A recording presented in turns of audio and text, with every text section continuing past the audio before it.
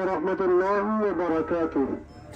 الحمد لله رب العالمين والصلاة والسلام على سيد المرسلين وعلى آله وأصحابه أجمعين.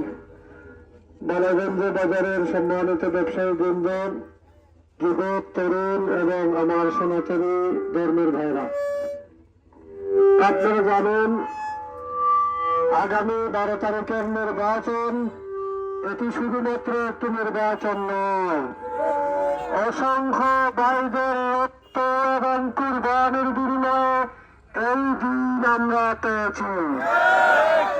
আমরা বিভিন্ন সময়ে, বিশেষ করে আমাদের উপর যখনই জুলুম করা হয়েছে, যখনই আমাদেরকে বঞ্চিত করা হয়েছে আমাদের অধিকার থেকে, আমরা বারবার সংগ্রাম করেছি। আমরা সংগ্রাম করেছি পতাকার জন্য, দীর্ঘ থেকে দীর্ঘতর সংগ্রাম করে আমরা অর্জন করেছি লাল সবুজের পতাকা। আমরা অর্জন করেছি ৫৬,০০০ বর্গ মাইলের মানচিত্র। বারবার বাংলাদেশে সংগ্রাম হয়েছে, খেতে খাওয়া মানুষ রক্ত করে দিয়েছে, কিন্তু এদেশের সাধারণ মেহনতি মানুষের ভাগ্যের কোনো পরিবর্তন হয় নাই।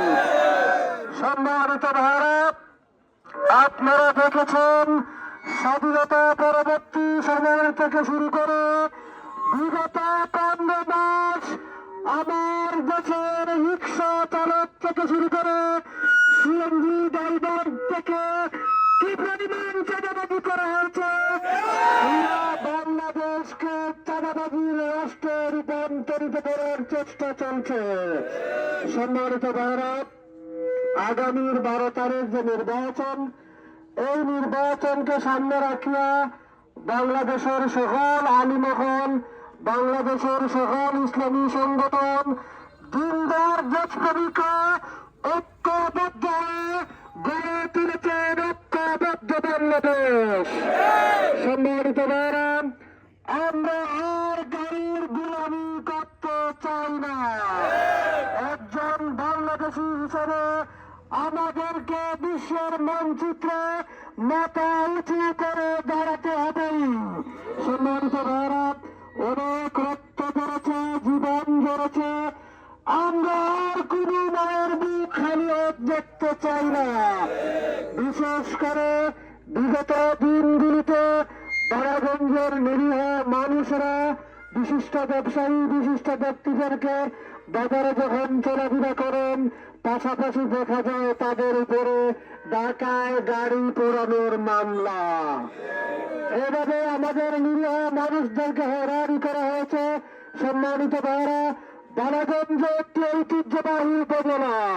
এই উপজেলা একসময় অনেক বড় এবং বিস্তৃত ছিল। বালাগঞ্জকে আজকে ছোট করতে করতে বালাগঞ্জ এখন সবচেয়ে নিম্নমানের রাজস্ব। বালাগঞ্জ থেকে যে পরিমাণ রাজস্ব আসে, সেই রাজস্ব দিয়ে একটি উপজেলা পরিচালনা করা সম্ভব নয়। আমাদেরকে একেবারে পিণ্ড করে দেওয়া হয়েছে। সম্মানিত ভাইরা, আমি এই বালাগঞ্জের সন্তান, এই মাটির সন্তান। আমি এই মাটির সাথে জন্মের পর থেকে এখানেই থাকি, এই মাটিতে বসবাস করি। বিশেষ করে আমাদের সিলেটের সর্বোচ্চ সীমান্ত হওয়ার কারণে নদী ভাঙ্গনের এই উপজেলাকে চরম অবহেলা করা হয়েছে। আমরা দেখেছি বিভিন্ন দেশে নদী ভাঙ্গন এলাকা, সাগর বেষ্টিত এলাকাকে যেইভাবে পরিকল্পনা করে সাজানো হয়েছে, আজকের টেমস নদীর নিকটে থাকায় পৃথিবীর সকল মানুষ সেখানে যাওয়ার জন্য উদ্গ্রীব। আল্লাহ রাব্বুল আলামিন আমাদেরকে বিশাল নদী দিয়েছেন। সেই নদীকে আমাদের রাষ্ট্রের পক্ষ থেকে যে পরিমাণ বরাদ্দ আসে, আমাদের সেই বরাদ্দ যদি এখানে ব্যবহার করা হতো, তাহলে বালাগঞ্জবাসীর দুঃখ দুর্দশা থাকতো না।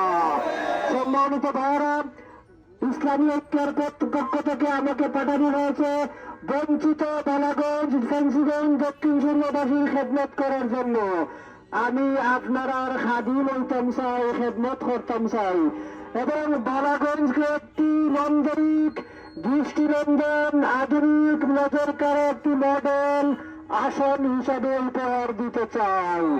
সম্মানিত ভাইরা, আপনারা যদি আগামী 12 তারিখে রিক্সা মার্কাকে বিজয়ী করেন, তাহলে আপনারা দেখেছেন বিগত বছরগুলিতে সরকারি যত কাজকর্ম হয়েছে, রাস্তাঘাট থেকে শুরু করে রোডের পরিবর্তে বাস দেওয়া হয়েছে।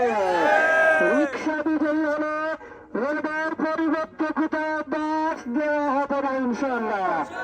আমরা নিরীহ মানুষ সরকারি অফিসগুলিতে গেলে, বিশেষ করে আমরা যখন খাজনা দিতাম যাই, খাজনা 20 টাকা, চাঁদাও 20,000 টাকা। আমরা আইডি কার্ডে শব্দ ভুল হইলে ঠিক করতে গেলে সার্ভার ডাউন, পকেটে বান্ডিল দিলে সার্ভার সচল হয়ে যায়। আমরা গরিব মেহনতি মানুষের রক্ত চুষে চুষে বিদেশের ব্যাংকগুলোকে বাড়ি করা হয়েছে। আমরা সব বঞ্চনার জবাব দেওয়া হবে আগামী 12 তারিখের নির্বাচন। আগামী 12 তারিখের নির্বাচনে আমরা প্রমাণ করব আগামীর বাংলাদেশ হবে ইনসাফের বাংলাদেশ। সম্মানিত ভাইরা, বিশেষ করে আমার সনাতনী ধর্মের ভাইদেরকে বলতে চাই, বাংলাদেশের সৌন্দর্য হচ্ছে দাড়ি, পাঞ্জাবি, টুপি, কেউ পরেন জিন্স টি শার্ট, কেউ পরেন জ্যাকেট, কেউ ক্যাপ, কেউ দুটি, কেউ লঙ্গি। এটাই হচ্ছে বাংলাদেশের সৌন্দর্য। বিশেষ করে সকল ধর্মের অনুসারীরা তার ধর্মকে যথাযথভাবে পালন করার ব্যবস্থা করে দেওয়া হবে। আমরা দেখেছি সনাতনী ভাইদেরকে বিভিন্ন সময় দাদার বিভিন্নতা ব্যবহার করা হয়।